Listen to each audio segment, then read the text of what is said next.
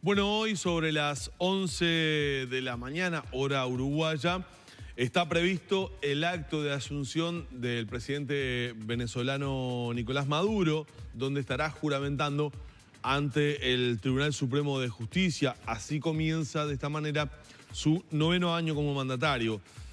La postura de Uruguay fue punto de críticas, no solamente a nivel nacional, sino también algunas críticas que surgieron internacionalmente. Bueno, ¿cómo va a repercutir justamente este nuevo mandato de Maduro? ¿Qué puede pasar en esta Venezuela que lamentablemente atraviesa una situación económica y social muy pero muy grande, con miles de venezolanos que se han ido de su país buscando nuevos horizontes? ¿Qué es lo que puede pasar políticamente? ¿Cómo queda posicionado Uruguay al estar presente allí? De alguna manera también generando dichos del canciller contra el Grupo de Lima, cuando los periodistas en la última semana le preguntaban sobre esto.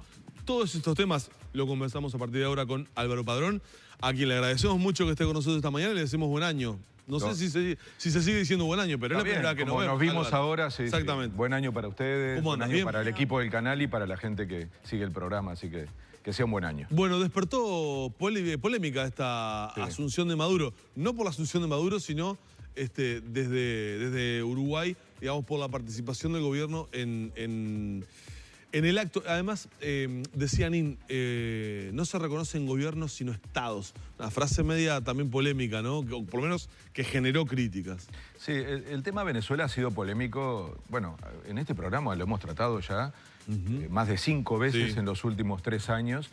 Yo diría que es como una novela demasiado larga, ¿no? Es una novela que tendría que haber terminado hace tiempo, y si no fuera que tiene que ver con la vida real de gente. Si fuera una ficción, uno diría, bueno, cambio de canal y miro otra novela, pero los venezolanos no pueden cambiar de canal, y yo creo que lo más dramático es eso, ¿no? Que en el medio, como rehenes, está el pueblo, de un gran fracaso de los liderazgos en Venezuela, de la oposición y del oficialismo, y un fracaso de la comunidad internacional.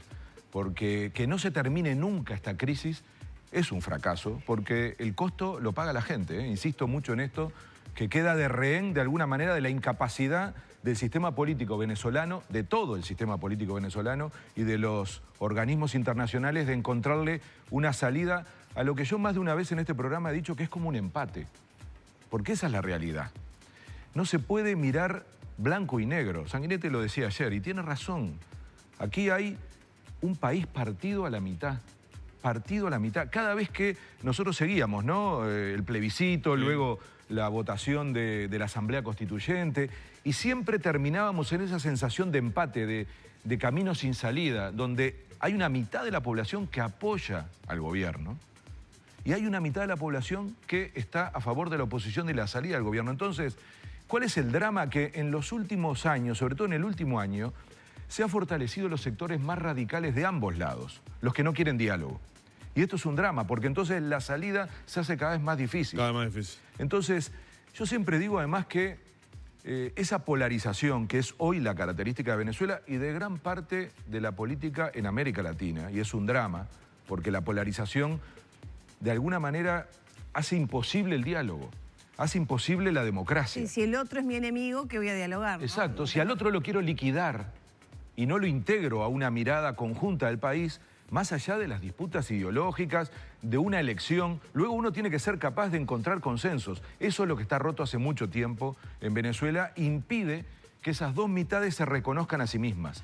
Entonces, el gran problema además, y hay mucha hipocresía en la comunidad internacional, uno mira estas cosas y dice, bueno, hay que ayudar a que haya una solución. El problema es el día después. Lo decías bien, Danilo, el problema es fundamentalmente económico. El origen de la crisis en Venezuela no es político, es económico. Si hubiera seguido bien la economía venezolana, nadie se acordaba hoy de una crisis política.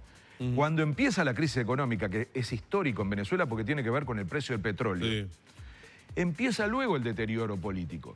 Entonces, aún con una solución política, luego viene el gran drama de Venezuela, que es reconstruir un país destruido desde el punto de vista económico. Y eso no lo puede hacer ni el gobierno actual, aunque se autoproclame legítimo los próximos 6 años, porque no lo ha podido hacer hasta ahora, esa recuperación económica, ni lo puede hacer la oposición. Porque en ambos casos van perdiendo van generando crisis internas incluso. Hoy está dividida la oposición y empieza a estar dividido también el gobierno. Entonces, es compleja la salida, pero hay que tener cuidado de no contribuir a esa polarización aún más.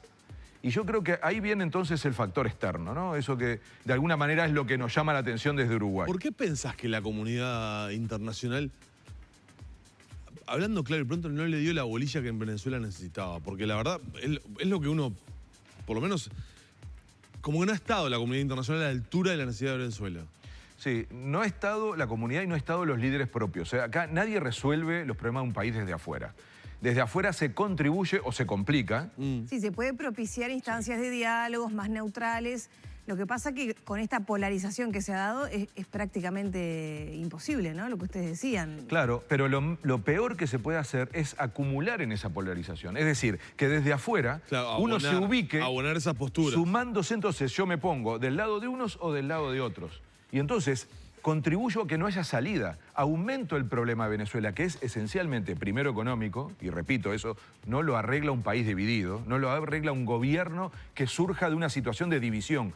Lo tiene que arreglar un gobierno de consenso. Yo he dicho muchas veces aquí, y sé que esto suena feísimo, porque a nosotros nos sigue sonando feo, que la salida de situaciones así se hacen con un pacto.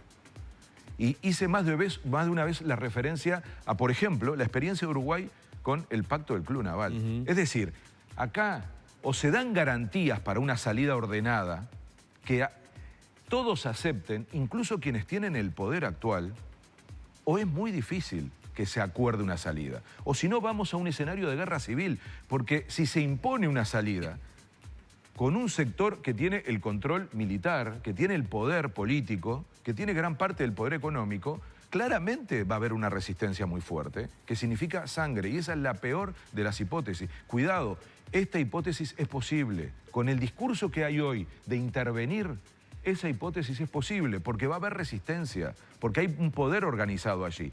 También es verdad que no puede continuar como está. Esta legitimidad actual no se sostiene 6 años. Entonces, lo que tenemos nosotros que pensar justamente es cuál sería la contribución desde afuera para una salida. Y yo siempre he dicho también que esa solución tiene que tener a los militares adentro. Los militares en Venezuela tienen un papel muy importante. Sí. Así fue con Chávez.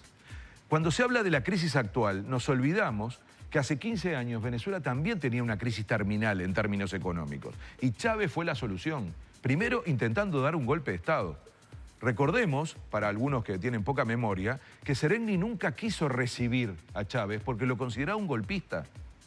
Y efectivamente era así. Chávez intentó dar un golpe de Estado. Intenta dar un golpe que es fallido. Que es fallido. Luego gana una elección y le intenta dar un golpe a él. Él fue muy autocrítico de esa etapa. Entonces, Chávez resuelve una crisis económica, una crisis política, una crisis social y se asume como un líder y por eso tiene tanta popularidad el chavismo. Y representa millones de personas, la mitad de la población.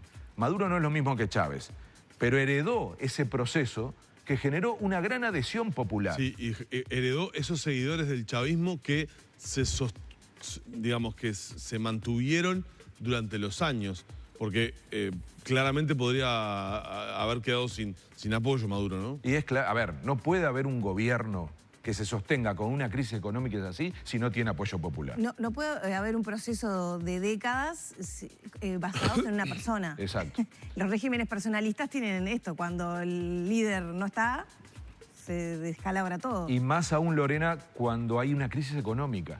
Porque entonces, si no hubiera un respaldo popular, este gobierno ya hubiera caído. Entonces, por eso es tan delicada la solución y por eso hay que tener mucho cuidado. ¿Qué hacer desde afuera? Primero, yo lo quiero decir porque hay una gran confusión en el debate sobre Uruguay, en donde se mezcla la fuerza política con el gobierno y son dos cosas distintas. Una cosa es la posición del Frente Amplio, que es una posición muy confusa porque está dividido el Frente Amplio. El Frente Amplio tiene unas diferencias internas sobre Venezuela tremendas. Exacto. Y ahí vale la pena el debate político entre los partidos. Yo creo que eso es muy sano. Otra cosa es lo que se le reclama al gobierno. El gobierno tiene muy poco para hacer, muy poco margen, y tiene que responder a una lógica de política internacional. Esta misma discusión se dio con Brasil. Toda la polémica sobre cómo se actuaba con relación al gobierno de Bolsonaro. Hubo mucha gente que estaba convencido que no había que reconocer un gobierno de esa característica, que había que tener un gesto de confrontación, de discusión. Otra decía, no, hay que portarse bien con Brasil. Esto fue un debate. Los gobiernos tienen que tener mucho cuidado. Otra cosa son las discusiones de las fuerzas políticas, de los partidos políticos. Y eso está muy bien. ¿Vos decís que institucionalmente está bien que el Estado uruguayo esté presente en la asunción de Maduro? A ver, hay tres opciones. Y vamos a ponernos un minuto en la posición del gobierno, como si fuéramos gobierno. Una primera posición es alinearse al oficialismo venezolano, como hacen algunos gobiernos de la región, Cuba, Venezuela, Nicaragua. Eso es impresentable. O sea, decir que en Venezuela está todo bien y no pasa nada y que simplemente tiene que asumir un gobierno es impresentable. Pero también es impresentable alinearse al Grupo de Lima. Lo voy a decir con claridad por dos razones. Primero, el Grupo de Lima no es una institución, no es un organismo. Tanto tiempo se ha criticado el alineamiento ideológico, por ejemplo, con el Foro de San Pablo, que es un foro de partidos, no de gobiernos. Y esto es un espacio de gobiernos, que uno se pregunta, ¿por qué integrar una cosa así? Entre otras cosas, donde está presente gobiernos como el de Honduras. Ayer hacías un comentario sobre la crisis en Perú. Sí. El gobierno peruano tiene poca autoridad a esta altura para estar hablando de democracia en ningún lado. Pero es un desastre. Tiene un problema, a ver, tiene un presidente que no fue electo, porque el presidente renunció por corrupción. Sí. Y el vicepresidente, que no fue electo para ser presidente, está al mando en una crisis institucional brutal. Fíjense que el grupo se llama Grupo de Lima. Es decir, parece una mala sede, ¿no?, en este momento. Entonces, digamos, es difícil hoy decir que uno se puede alinear a un espacio que ni siquiera es institucional, que no tiene ningún tipo de reglas. Uruguay lo que tiene que hacer es estar, en primer lugar, en los organismos que son organismos de Estado. Claro, bueno, y para poner cada ficha en su lugar, la oposición lo que le reclama al gobierno uruguayo es que se pliegue a este Grupo de Lima condenando a Venezuela. Yo espero que eso no sea así. Yo espero que la oposición esté diciendo que lo que tiene que tener Uruguay es una visión más crítica de lo que está pasando en Venezuela y un debate sobre si tiene que participar o no de la asunción. Lo de plegarse al Grupo de Lima, espero que ningún partido serio de este país, gane quien gane las elecciones, tenga ese tipo de política internacional. Porque no corresponde a un país chico como Uruguay, a ninguno, pero a un país chico menos, plegarse a ese tipo de clubes de afinidad ideológica que no tienen nada que ver con un organismo en el que Uruguay debe exigir reglas de juego. Para eso hay organizaciones internacionales. Cuidado, y eso es parte de lo que ustedes preguntaban, cuidado con, de alguna manera, acumular en esta lógica de que se debiliten los organismos internacionales y que se vaya a una lógica de la ley de la selva. Eso le hace muy mal a países chicos. Están careciendo de prestigio, Sin duda, de legitimidad real, ¿no? Están en crisis. Pero ¿qué otro camino tenemos? La bilateralidad, hacer, digamos, amistades puntuales, estar en grupos de ese estilo. Yo creo que Uruguay no se merece eso como país y la historia de la política exterior de Uruguay, de todos los partidos. Yo creo que eso es parte de lo que en este país tendría que consensuarse por parte de todos los partidos en un año electoral, que es el tipo de política internacional desde una perspectiva de política de Estado. Del mismo modo que el gobierno uruguayo terminó participando de la asunción de Bolsonaro. Y acá viene la tercera posibilidad que tiene Uruguay. Sí, ni plegarse a una visión acrítica del gobierno, ni plegarse a una visión simplista de decir lo que tiene que haber es un cambio de gobierno, que es la posición del Grupo de Lima. Tiene que haber una posición, yo no digo intermedia, pero a partir del principio de no intervención, que es un principio muy importante del derecho internacional. Repetido todo el tiempo. Exacto. Por Uruguay, ¿no? Pero que tiene que estar acompañado de la exigencia del cumplimiento de los pactos internacionales. Venezuela tiene responsabilidad de cumplir con pactos internacionales. No es que los países pueden hacer cualquier cosa.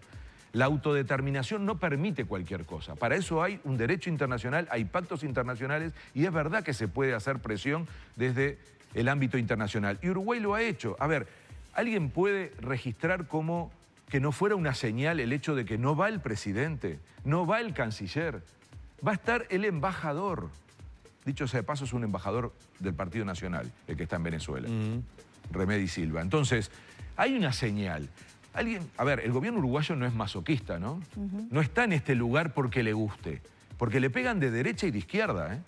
Ustedes recuerden, cuando Uruguay fue crítico y apoyó una declaración de la OEA sobre las condiciones a la elección, hubo una discusión muy dura dentro del Frente Amplio. Constanza Moreira dijo que discrepaba con esa posición del gobierno. Ni que hablar el Partido Comunista, el Partido por la Victoria del Pueblo. Es decir, hay una polémica y el gobierno se pone siempre en un lugar incómodo. también le pegan por derecha. Es decir, miren lo que pasó. Maduro le trató de alcahuete y de cómplice de Estados Unidos a Nino Noboa. ¿Recuerdan, no? Sí. Sí. En una posición durísima con respecto al canciller. Ahora un diputado, un atrevido. Armando Armas. Sí, un video que para se hizo- novela no podía haber mejor nombre, ¿no? El nombre Armando Armas. No, Un video que se hizo viral y que también es usado. Lo trata de alcahuete a Vázquez. Alcahuete y cómplice. Un atrevido. Y además dice cosas durísimas desde el punto de vista, tiene que comprobarlas, ¿no? O sea, acusa al gobierno uruguayo de estar involucrado en el lavado de dinero. A través del Fondo Bolívar Artigas. Dice que Uruguay está comprometido con Venezuela porque hay desvío de fondos a través de ese lugar. Es un atrevido, del mismo modo que fue una falta de respeto cuando se calificó al canciller uruguayo de cómplice de Estados Unidos, de alcahuete. Es decir, esa es la política en Venezuela, esa es la polarización en Venezuela. Claro. Por eso no podemos ni tomar en cuenta a ese diputado que representa a la oposición, por eso digo que ganaron los sectores más duros, más radicales, más impresentables de cada lado. Entonces el gobierno uruguayo, que no es masoquista, creo yo, termina haciendo lo que puede y lo que cree mejor, aún a costo de estar golpeado de ambos lados. Claro. ¿Por qué otra cosa no se puede hacer? Agregar más leña al fuego en Venezuela es un riesgo enorme. Claro, pero esa frialdad que tú mencionás, ¿no? De no tomar partido, de quedar... ¿No es también un silencio cómplice que ayuda a perpetuar la situación de vulnerabilidad en la que están millones de venezolanos? Yo creo que no hay silencio, porque las señales que da el gobierno uruguayo son claramente de no acompañamiento a la lógica tal como está. Y ahí viene esto que tú comentabas, de que de alguna manera desde el gobierno lo que se tiene que hacer es reconocer a los estados y no a los gobiernos.